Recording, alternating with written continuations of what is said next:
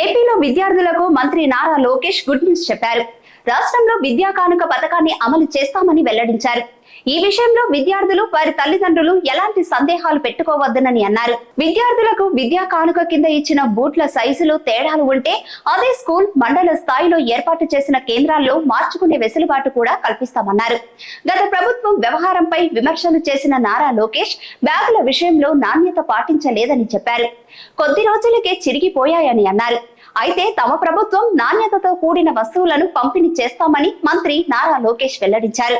గత వైసీపీ ప్రభుత్వం అన్నింటికీ రాజకీయ రంగులు పులిమిందని నారా లోకేష్ ఆరోపించారు.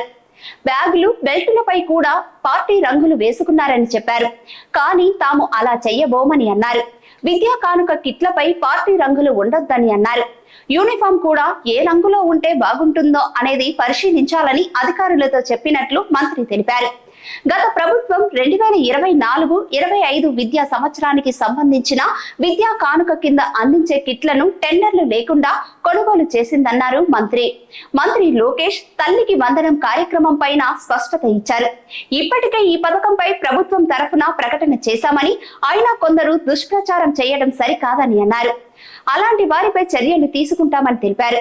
ఈ పథకం అమలుకు సంబంధించి విధి విధానాలను రూపొందిస్తున్నామని మంత్రి నారా లోకేష్ తెలిపారు. తాము ఎన్నికల సమయంలో చెప్పినట్లుగానే సూపర్ 6 హామీలను అమలు చేస్తామని మరోసారి స్పష్టం చేశారు.